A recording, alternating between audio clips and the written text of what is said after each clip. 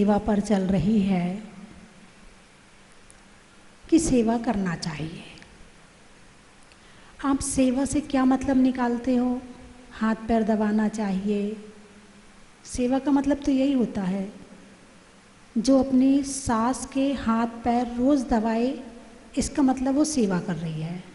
खाना खिला रही कि नहीं खिला रही वो बात की बात है।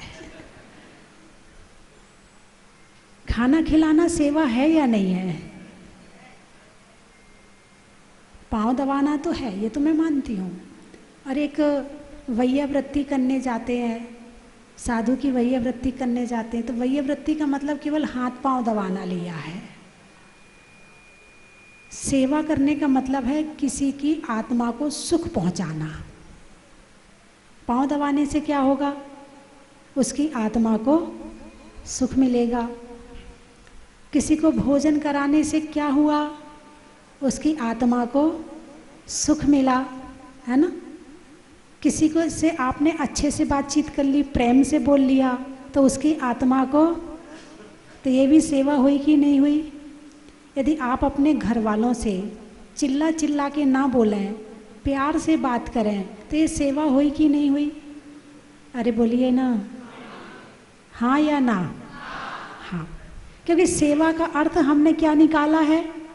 आत्मा को सुख पहुंचाना। सेवा का अर्थ क्या है? जिस कार्य के माध्यम से आत्मा को सुख पहुंचे। अब आपने किसी से प्रेम से बात की, अच्छे से बात की, तो उसकी आत्मा को सुख पहुंचा कि नहीं पहुंचा? पहुंचा। यदि आपने उससे चिल्ला चिल्ला के बात की, तो उसको दुख पहुंचा कि नहीं पहुंचा? और चिल्लाने में तुम्हारी आत्मा को दुख पहुंचा कि नहीं पहुंचा? यानी दो तरफ से हो गया। यदि तुमने कोई भी काम अच्छे से किया है, मन से किया है, भावों से किया है, तो तुम्हें भी सुख पहुंचा और सामने वाले को भी सुख पहुंचा। और यदि तुमने कोई भी कार्य कषाय में किया है, तो तुम्हें भी दुख पहुंचा और सामने वाले को भी दुख पहुंचा। तो सेवा का मतलब है सुख पहुंचाना। राजस्थान में एक बात कही जाती है, बोले कहाँ जा रहे हो? बोले हम सेवा पूजा करने जा रहे हैं। क्या करने जा रहे हैं? शब्द बोला जाता ना यहाँ पर। अरे ये रोज़ सेवा पूजा करते, जो भगवान का अभिषेक करता है, शांति धारा करता है, तो लोग कहते हैं ये भगवान की सेवा पूजा कर रहा है। अब भगवान को तुमने भगवान का अभिषेक किया, तो भगवान को सुख मिला क्या? भगवान का अभिषेक करने में भगवान को सुख मिला क्या? हाँ, वहीं आ रही हूँ मैं, जहाँ आपने इशारा किया है वहीं आ रही हूँ। आपने भगवान की पूजा करी, भगवान को क्या मिला? भगवान को जरूरत ही नहीं है तुम्हारी सेवा पूजा की। वो तो अपने आत्मा के ध्यान में, आनंद में इतने लीन हैं, इतने लीन हैं कि एक क्षण के लिए, एक पलक झपकने बराबर समय के लिए भी वो तुम्हारे लिए सोचते ही नहीं है। वो तुम्हें आशीर्वाद भी नहीं देते हैं। किसी भगवान की मुद्रा, किसी तीर्थंकर की मुद्रा ऐसी है क्या? कभी ऐसी पोस्टर में छपा देखा हो आपने कि भगवान ने ऐसे आशीर्वाद दिया? आशीर्वाद है भक्त, बहुत अच्छी पूजा करता है, बहुत अच्छा अभिषेक करता है तू। कभी किसी भगवान ने आपको आशीर्वाद दिया क्या? नहीं दिया। फिर आप भगवान की पूजा क्यों करते हो? फिर भगवान का अभिषेक क्यों करते हो? फिर आप भगवान का मंदिर क्यों बनाते हो? फिर आप क्यों ये सब कुछ भजन गाते हो उनके नाम के, सब कुछ करते हो? क्यों करते हो ये सब? उनको तो कुछ मिलना नहीं है, फिर आपने क्यों किया? संसार में आप जो भी काम करते हो उससे या तो तुम्हें कुछ मिलता है या सामने वाले को कुछ मिलता है। उसमें तुम्हें पहले मिले, तुम पहले प्रॉफिट देखते हो। यदि मुझे प्रॉफिट होगा तो करूँगा और नहीं होगा तो नहीं करूँगा। बोलिए, आज का आदमी ना कायदा जानता है ना वायदा जानता है। आज का आदमी, क्या बात है, मैंने तो कहा ही नहीं, आप पहले बोल गए। इसका मतलब प्रैक्टिकल है आपके जीवन में। तो जब मैं ये कह रही हूँ कि आप जो भगवान की पूजा करते हो, कभी आपने मन में चिंतन किया, विचार किया कि भगवान को तो कुछ मिलता ही नहीं है, फिर मैं क्यों जाऊँ? आप किसी को गिफ्ट देते हो तो सामने वाले को कुछ मिला, तुम्हें देने में खुशी मिली। खुशी कब मिली? लेकिन ये जरूर रहा कि मैंने इसको गिफ्ट दिया है, जब मेरा जन्मदिन आएगा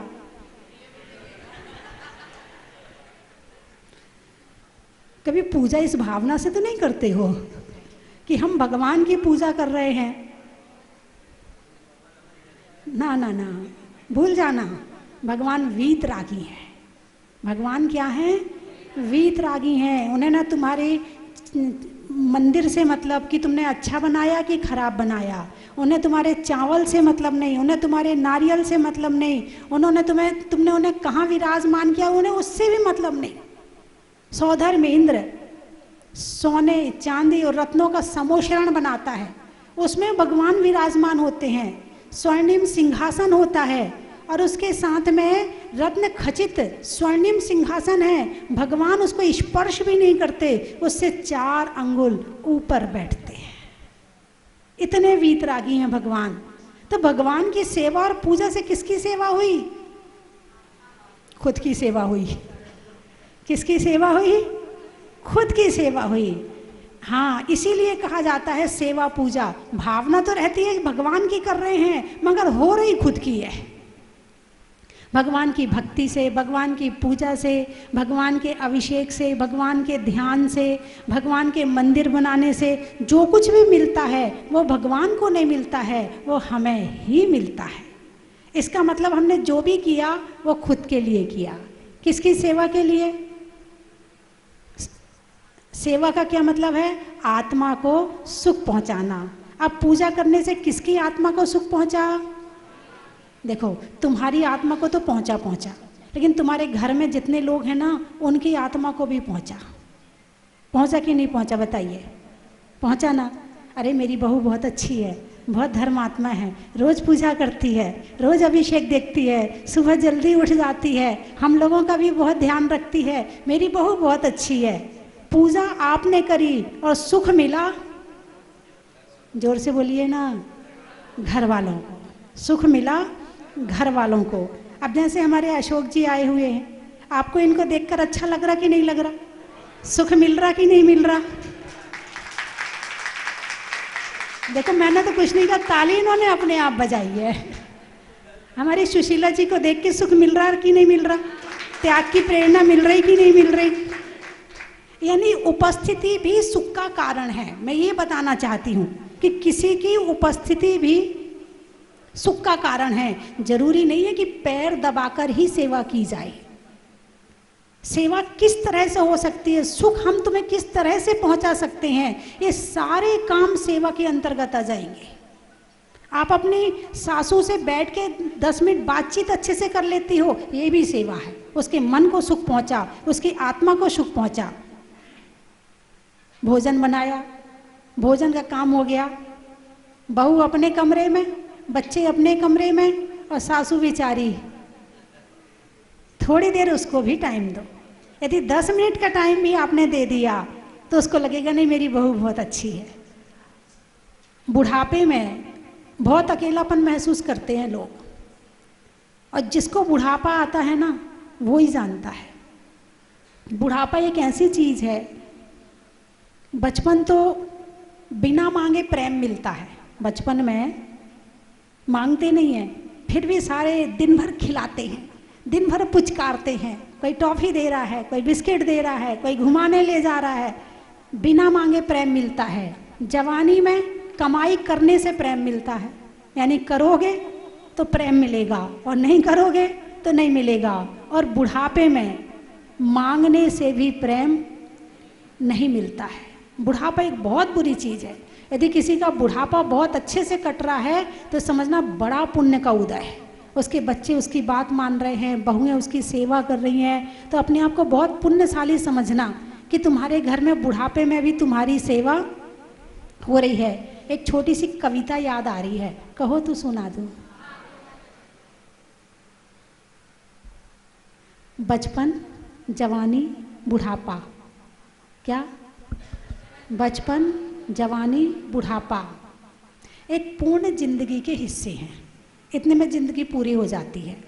एक पूर्ण जिंदगी के हिस्से हैं, तीनों के अलग अलग ढेर सारे किस्से हैं। बचपन में खेल कूद, जवानी में मस्तियाँ, बचपन में खेलकूद, जवानी में मस्तियाँ, और बुढ़ापे में रो देती हैं बड़ी बड़ी हस्तियाँ। बुढ़ापे में रो देती हैं बड़ी बड़ी हस्तियाँ। न रास होता है न रंग होता है, बुढ़ापा जिंदगी में लग गया जंग होता है। जैसे किसी लोहे में जंग लग जाए ना तो वो किसी काम का नहीं होता है, ऐसे शरीर में बुढ़ापा लग जाए तो ये भी किसी काम का नहीं होता है। बुढ़ापा जिंदगी में लग गया जंग होता है। अब कोई चाहे बुढ़ापे में उमंग जगे, जंग ना लगे, तो इसके लिए बचपन में धर्म ध्यान हो। क्या करना है बुढ़ापे में, सुन लो। बचपन में धर्म ध्यान हो, जवानी में कर्म भान हो, तो बुढ़ापे में मर्म ज्ञान हो ही जाता है। तो बुढ़ापे में मर्म ज्ञान हो ही जाता है, और मर्म ज्ञान का प्राप्त होना ही बुढ़ापे की जंग का समाप्त होना है। मर्म ज्ञान का प्राप्त होना ही बुढ़ापे की जंग का समाप्त होना है। तो आज सबसे ज़्यादा यदि ज़रूरत है तो वृद्धों की सेवा की ज़रूरत है। वृद्धों के पास में यदि उन्हें आप 100 रुपये भी दोगे ना, बड़े प्यार से रखते हैं, खर्च नहीं करेंगे। उन्हें गुटखा खाना नहीं, सुपारी खाना नहीं, पान खाना नहीं, बाजार जाना नहीं, लेकिन फिर भी एक परिग्रह संज्ञा होती है। यदि उनके पास कुछ रहता है तो संतुष्टि रहती है। हाँ, मेरे पास 5,000 रुपये रखे हैं, बिटिया आएगी, ले 1,000 रुपये तू ले ले, बड़ा सुख मिलता है। बेटी को 1,000 रुपये देने में बड़ा सुख मिलता है। नाती पोते हैं, जब मम्मी पैसे नहीं देती तो दादा ला इधर इधर मैं दे देता हूँ। मतलब उन्हें देने में, उन्हें कुछ और नहीं करना, उन्हें बांटना आपके लिए है, देना आपको ही है, उन्हें लेकर नहीं जाने उन्हें। लेकिन यदि उनके पास रहते हैं तो उन्हें संतुष्टि बहुत होती है। इसका ही नाम सेवा है। अब घर में रह रहे हो तो इस चीज़ का त्याग नहीं कर सकते हो। घर में रह रहे हो तो ये सारी बातें कॉमन है, सारी बातें सामान्य हैं, ये होगा ही होगा। घर में रहकर विचार ना बने ऐसा हो ही नहीं सकता है। इसीलिए अपने बूढ़ों को भी महीने में 200-500 रुपये, 1,000 रुपये, जो जिस क्वालिटी का है वो उस क्वालिटी के हिसाब से देता रहे। ये भी एक तरह की सेवा है। बात समझ में आई कि नहीं आई? करोगे कि नहीं करोगे ऐसा? अरे बोलिए ना, कौन कौन करेगा? अपनी सासू को कौन कौन 500 रुपये महीने, 1,000 रुपये महीने कौन कौन देगा? उन्हें जहाँ दान करना है दान कर लेंगी। अच्छे से हाथ उठाकर बताइए, बहू हैं, दिल पड़ोस, प्रश्न आया है जिसकी सासू नहीं है तो क्या करें? पड़ोस की दे आना।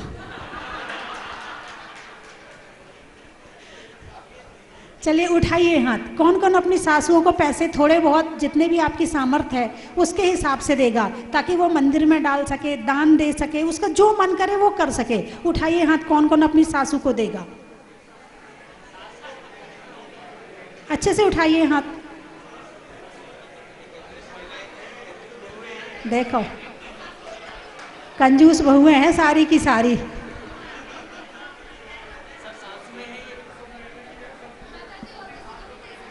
हाँ, किसी को भी दे सकते, चलो किसी को भी दे सकते, लेकिन देना बूढ़ों को है, देना बूढ़ों को है। चाहे मोहल्ले के बूढ़े हों, चाहे समाज के हों, चाहे कोई भी हो, देना बूढ़ों को है। सासू नहीं है कोई बात नहीं। अब हाथ उठाओ। ये नियम पुरुषों के लिए नहीं हो सकता क्या? इनके पास तो नोट होते हैं, इनके ये तो पहले इनको पालन करना चाहिए। उठाइए हाथ आप लोग भी।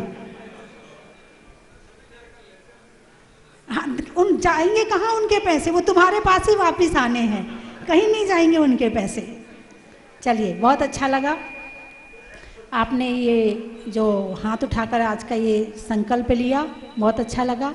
चलिए, एक और कविता याद आ रही है, कहो तो सुना दूँ वरना रहने दूँ? सुना दो। बचपन अच्छा लगा फिर भी खोता रहा। बुढ़ापे की कहानी सुना रही हूँ। किसी का है, किसी का आने वाला है, और कोई बुढ़ापे की सेवा करे तो उसका बुढ़ापा भी अच्छे से कटेगा। बचपन अच्छा लगा फिर भी खोता रहा, जवानी में ऐसी नींद आई कि सोता रहा। बुढ़ापा क्या है अभी से सुन लो और तैयारी शुरू कर दो बुढ़ापे की। कुछ पाठ याद कर लो, कुछ भजन याद कर लो, कुछ बिनती याद कर लो, कुछ पूजाएं याद कर लो, कुछ शास्त्रों की कहानियाँ याद कर लो, तो बुढ़ापे में बैठे बैठे चिंतन मनन करते रहना। और यदि तैयारी नहीं करी तो ये बुढ़ापा कैसा है वो बता रही हूँ मैं। बचपन अच्छा लगा फिर भी खोता रहा, जवानी में ऐसी नींद आई कि सोता रहा। अब बुढ़ापा ना अच्छा लगता है ना नींद आती है, ना अच्छा लगता है ना नींद आती है। 2 कदम चलो सांस फूल जाती है, और याददाश्त ऐसी खुद को भूल जाती है। याददाश्त ऐसी खुद को भूल जाती है। बचपन में जवानी के गाल गायब होते हैं, सिर के बाल गायब होते हैं। जवानी में खजूर नहीं, छुहारा। और बुढ़ापे में खजूर।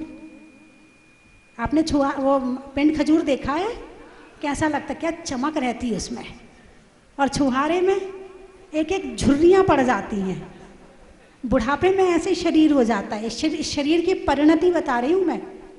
जवानी के गाल गायब होते हैं, सिर के बाल गायब होते हैं, आंखों की लाइट गोल होती है और खाने की हर चीज़ गोल होती है। जवानी में 2 पाँव जाते थे गांव गांव, अब हैं 2 कदम मुश्किल जबकि हैं 3 पाँव। जबकि हैं 3 पाँव। जवानी में 2 आंखें बहुत दूर तक देख लेती थी, पर बुढ़ापे में 4 आंखें भी जवाब देती हैं। 4 आंखें भी, अरे तू उसकी बहू है क्या, ऐसे पूछते हैं ना। चश्मे से भी नजर नहीं आ रहा है। सिर के बाल गायब होते हैं, जवानी के गाल गायब होते हैं, आंखों की लाइट गोल होती है और खाने की हर चीज़ गोल होती है। जवानी में 2 पाँव जाते थे गांव गांव, अब हैं 2 कदम मुश्किल जबकि हैं 3 पाँव। बुढ़ापे में मौत क्यों लगती है सुहानी, जब बुढ़ापा आया तब ये बात जानी।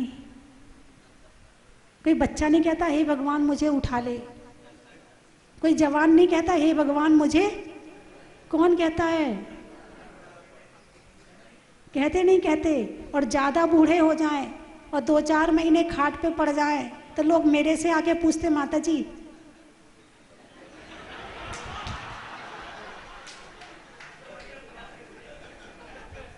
जिस बच्चे को जन्म दिया है वो आके पूछता है माता जी कितना समय और लगेगा। अभी 2 दिन पहले की बात ही बता रही हूँ मैं निकल रही थी, बोले माता जी अंदर उनको देख लो, पतली सी गली थी, सामने का कमरा था, मैं चली गई। मैंने जाके देखा, बाद में वो मेरे पास आए, आपने देखा तो सही, ये बता दो टाइम कितना लगेगा।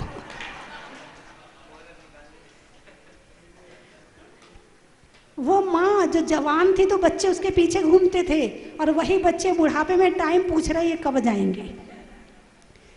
हैं?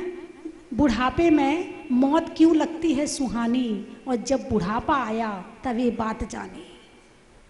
जवानी में बहू कहती है अम्मा जी मंदिर से घर जल्दी आ जाना, आपके बिना मुन्ना नहीं रहता है।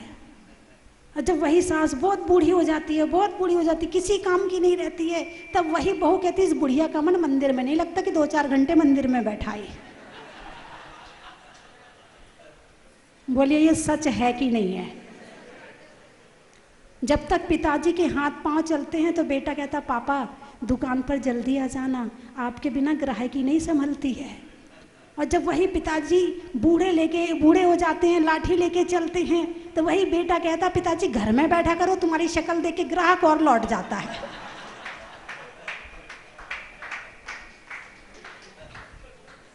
घर में रहा करो। तो अब बेचारे पिताजी को सारी जिंदगी की आदत दुकान जाने की है, मंदिर जाने की तो है नहीं है। अब बुढ़ापा आया तो अब मंदिर याद दिला रहे, मन करता नहीं है जाने का, संस्कार है ही नहीं है जाने के। इसीलिए धर्म के संस्कार जवानी में डालो। जब तक हाथ पांव चल रहे हैं तब तक खूब धर्म करो, इतना धर्म करो कि बुढ़ापे में किसी को कहना ना पड़े कि अम्मा जी माला फेर लो, पूजा कर लो, अम्मा जी चुप हो जाओ, ज़्यादा मत बोलो, ये ना कहना पड़े। बुढ़ापे में मौत क्यों लगती है सुहानी, जब बुढ़ापा आया तब ये बात जानी। जो बचपन से प्रभु का नाम रटता तो ये बुढ़ापा बोझ ना लगता।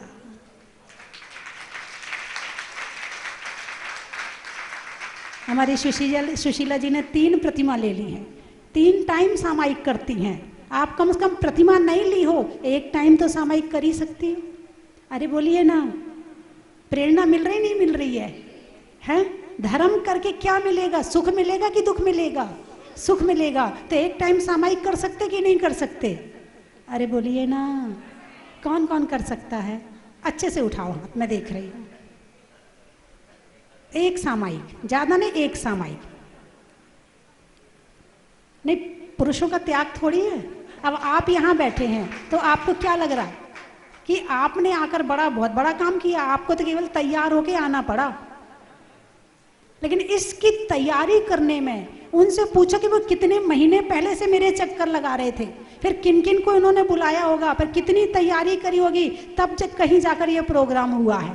और हमारे सुनील जी बख्शी जी भी बैठे हैं, अभी कई दिन से बिल्कुल लगातार आहारचर्या में पूरी तरह से समर्पित है और महावीर स्कूल में भी अच्छी सेवा करते हैं। तो बंधुओं, ये सेवा, यदि आपके जीवन में सेवा का ज़्यादा टाइम जा रहा है, सामायिक नहीं कर पा रहे हैं, कोई बात नहीं है। लेकिन यदि आप कहीं भी नहीं लगे हैं तो आपको कम से कम, बाहर नहीं कर पा रहे तो अंदर जाओ। बाहर नहीं कर पा रहे या तो बाहर कर लो, जितनी बने उतनी बाहर कर लो। बाहर नहीं कर पा रहे, हाँ जी कमल बाबू जी, बाहर नहीं कर पा रहे तो अंदर कर लो। लेकिन करना जरूर चाहिए, या तो दूसरों की सेवा कर लो या खुद की कर लो, करो तो सही, है ना। चलिए, समय हो गया है और आज जो ये प्रतिकृति बनी, ध्यान केंद्र बना, बड़ा सुंदर और बहुत अच्छा बना हुआ है। कम से कम 5-7 मिनट, 10 मिनट, 15 मिनट बैठ के मैं एक चार्ट बनवा दूंगी कि ध्यान की शुरुआत कैसे करनी है, और वहाँ पर टंगवा दूंगी, मैं लिख के दे दूंगी। तो आप लोग उतना, और वो 5-7 मिनट का रहेगा, ज़्यादा का नहीं रहेगा। बैठना चाहो तो बैठ सकते हो, नहीं बैठना चाहो तो 5-7 मिनट में पूरा करके जा सकते। वो लिखवा के मैं वहाँ टंगवा दूंगी, तो उससे आप ध्यान कैसे करना है, क्या करना है, वो आप लोग रोज किया करो, तो ध्यान केंद्र बनाना सार्थक हो जाएगा। और आज हमारे बीच में निवाई से और जवाहर नगर से, या ये जो जवाहर नगर वाले हैं ना, या तो ये आते नहीं हैं, बिल्कुल नहीं आते, बिल्कुल आएंगे तो बिल्कुल भी नहीं आएंगे, नहीं आएंगे तो बिल्कुल नहीं आएंगे, और आएंगे तो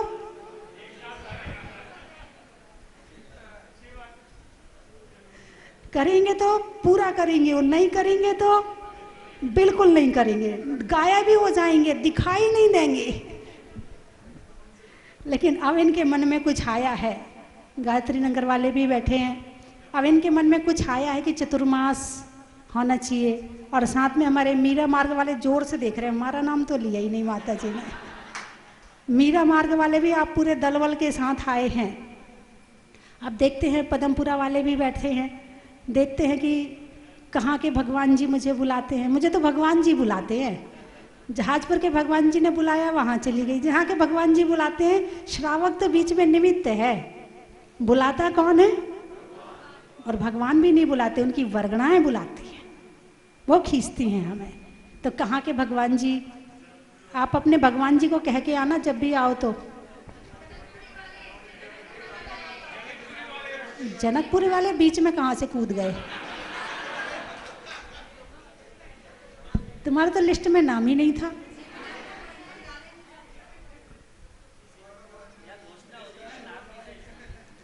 अच्छा, ये पता था कि माता जी यहाँ आएंगी तो यहीं पकड़ लेंगे, ये ठीक है, ये ठीक है, ये अच्छा तरीका है। चलिए, मैं 3 चीज़ें बोलूँगी, आपको कहना है बड़ा ही महत्व है। देवों में पारस देवा का, आपको 3 के बाद बोलना ना। देवों में पारस देवा का, फलों में मेवा का, और करने में सेवा का बड़ा ही महत्व है। सलाइयों में सूजा का, मिठाइयों में गूजा का, और भगवान की पूजा का बड़ा ही महत्व है। गर्मी में हवा का, बीमार में दवा का, और कुंडलपुर के बड़े बाबा का बड़ा ही महत्व है। सुधरने में मति का, होने में अच्छी गति का, और बनाने में प्रतिकृति का बड़ा ही महत्व है। चलने में पात का, मिलने में सात का और तीर्थंकरों में मुनि सुब्रत नाथ का। बड़ा ही महत्व है। चंद्रमा में गुरुत्वाकर्षण का, भौतिकता में आकर्षण का और भगवान के दर्शन का। बड़ा ही महत्व है। और बताओ। ध्यान केंद्र। अच्छा। स्वर्ग में इंद्र का, करने में जय जिनेन्द्र का और बनने वाले ध्यान केंद्र का। बड़ा ही महत्व है। स्वर्ग में परी का, छोड़ने में हरि का और ध्यान केंद्र बनने में जनकपुरी का। बड़ा ही महत्व है। वृक्ष में बड़ का, बड़ की जड़ का और आने वालों में किशनगढ़ का। बड़ा ही महत्व है। रोटी में घी का, हरियाणा में जी का और हमारे समाज के रत्न अशोक जी का। बड़ा ही महत्व है। अमृत कुंड का। अच्छा। नहीं मिलने में दंड का, पापों के खंड खंड का और बनाने में अमृत कुंड का। बड़ा ही महत्व है। पानी में मगर का, चलने में डगर का, आने वालों में गायत्री नगर, जवाहर नगर, बरकत नगर और जितने नगर हैं सारे इकट्ठे हो जाओ। बोलिए 24वें भगवान की।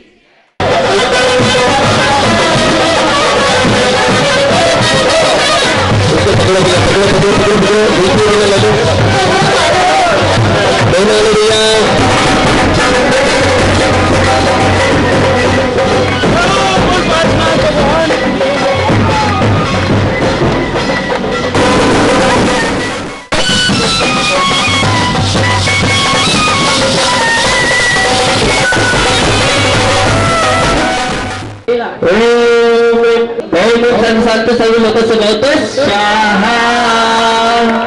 लहर लहर लहराए दिल धर्म बजाए केसरिया ओम नो देवता नमः महामोक्ष फल प्राप्ता फलम निर्पामते। ओम नो देवता नमः नरक फल प्राप्ता अर्घम निर्पामते स्वाहा। ओम ह्रीम अमृत अमृत भव अमृत वर्षण अमृत सावे सावे सम सम क्लिम क्लिम ब्लुम ब्लुम ब्लुम स्वाम दम दम हमसा स्वाहा।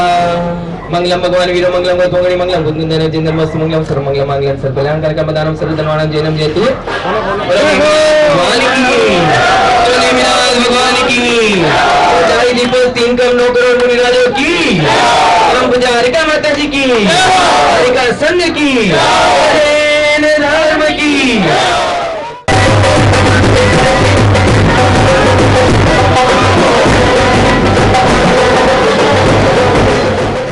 ओम ह्रीं कुमार देवगण सर्वे विघ्न विनाशनाय भूमि ज्वालाय ज्वालाय हम संवम धम धम यक्ष फट स्वाहा।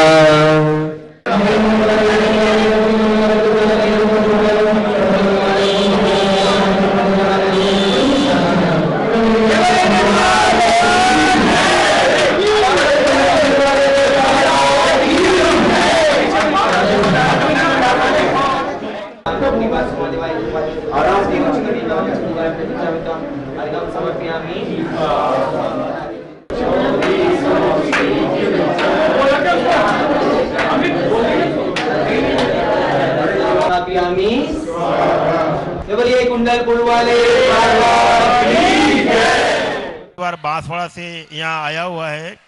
माता जी के सानिध्य में हमने शांति धारा की। हमें बहुत आनंद आया, मन प्रफुल्लित हो गया, मन गदगद हो गया कि ऐसे भगवान के शांति धारा करने का हमको सौभाग्य प्राप्त हुआ। हम अपने आप को धन्य मानते हैं और बार बार यहाँ पर शांति धारा करने आवे ऐसा हमारा मन कर रहा है। जब वो मुनि सुरनाथ भगवान की जय। भगवान के दर्शन करने की कब से अभिलाषा थी, जो आज मेरी पूरी हुई है, उसके लिए भगवान को बारंबार बार बार बार नमोस्तु नमोस्तु नमोस्तु। पहली बार दर्शन करने यहाँ आई हूँ और दर्शन कर करके मुझे बहुत ही अच्छा लगा है, बहुत ही अच्छा अनुभव मिला है और प्रार्थना करती हूँ भगवान से कि बार बार यहाँ आती रहूँ और पूरे परिवार सहित यहाँ आने का मौका बार बार हमको मिलता रहे और पूरे परिवार में, पूरे विश्व में शांति का प्रसार हो। प्रथम कलश करके बहुत शांति मिली। बहुत ही अतिशय प्यारी प्रतिमा है, उसको देख कर मैंने बहुत ही शांति हुई। आज मैं अपने पूरे परिवार के साथ यहाँ पर आया हूँ। करीब 50 आदमी हम लोग वहाँ से आए हैं एक साथ में। और ये माता जी का यहाँ पर जो व्यवस्था बहुत ही सुंदर है। इस व्यवस्था से बहुत ही सबको संतुष्ट है। मोदी परिवार को, सब मेरे बच्चों को जो शांति धारा करने का सौभाग्य मिला उसके हम सभी बहुत आभारी हैं। और हम सब यही चाहते हैं कि हर जैन भाई या दूसरे धर्मों के लोग भी इस मंदिर में आवें और यहाँ की पूजा अर्चना करें और शांति धारा करें, अभिषेक करें। यही हमारी प्रार्थना है। सबका कल्याण हो, हमारा कल्याण हो, जग का कल्याण हो,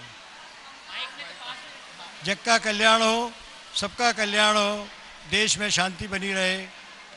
जय महावीर, जय मुनीश्वरनाथ भगवान की जय। अंतिम बालाजी और इनके यहाँ पर बेबी का सम्मान भी हो गया। मैं बहुत खुश और भगवान को देख के मैं अत्यंत खुशी हो गई। मैं वो खुशी समा नहीं रही मुझे। बस मैं आगे क्या बोल सकती हूँ इसके। आप सबका आशीर्वाद चाहिए मुझे।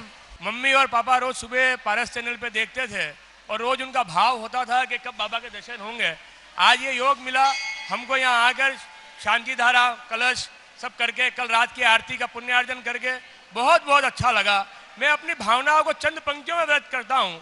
मैं चंद पंक्तियां प्रार्थना के व्यक्त करता हूँ कि हे जहाजपुर वाले बाबा, हे जहाजपुर वाले बाबा, हे मुनीश्वरनाथ जग के स्वामी, हे निर्विकार, हे निराकार, घट घटवासी अंतर्यामी, हे कृपा सिंधु, हे कृपा निधान, हे सत्यपथ के अनुगामी, हे महावीर, हे गुणधीर, सन्मतिदायक त्रिभुवन स्वामी।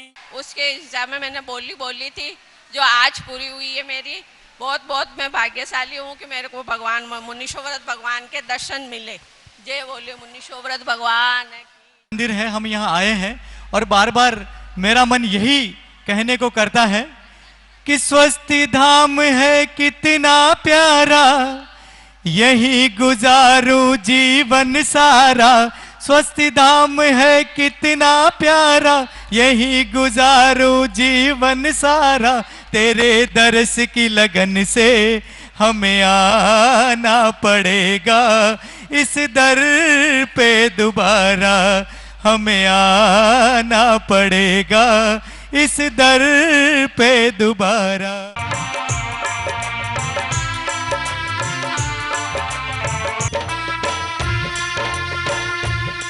कंचन की थाल को सजाओ रे आज, रत्नों की थाल को भर लाओ रे आज। आओ आओ करे रे गुणगान आरती भगवन की। आओ आओ करे गुणगान आरती भगवन की। आओ आओ करे रे गुणगान आरती भगवन की।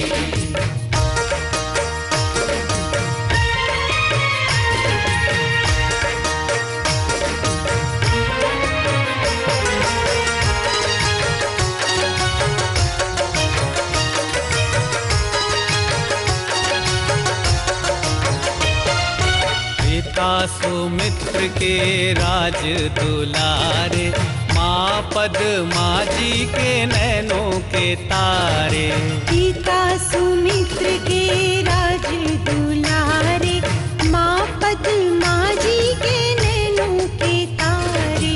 राजगृही में जन्म लियो आप, राजगृही में जन्म लियो आप। आओ आओ मनाए खुशी आज आरती भगवन की। आओ आओ करे गुणगान आरती भगवन की। आओ आओ करे गुणगान आरती भगवन की।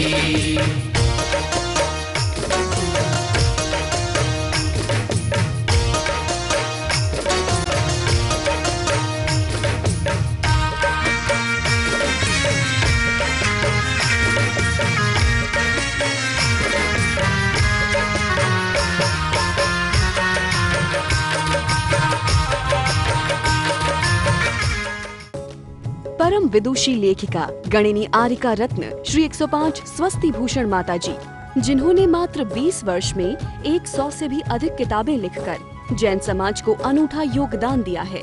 बड़े बड़े विधान जैसे कल्पद्रुम महामंडल विधान, सिद्ध चक्र महामंडल विधान, इंद्रध्वज महामंडल विधान एवं विशेष जिनपद, पूजांजलि आदि महत्वपूर्ण साहित्य बहुत ही सरल व सुबोध शैली में लिखे हैं, जिसमें गद्य एवं पद्य साहित्य भी समाहित है। इन महान साहित्यों को पढ़कर आप भी अपने ज्ञान का विकास कर सकते हैं। साहित्य प्राप्त करने हेतु आज ही संपर्क करें।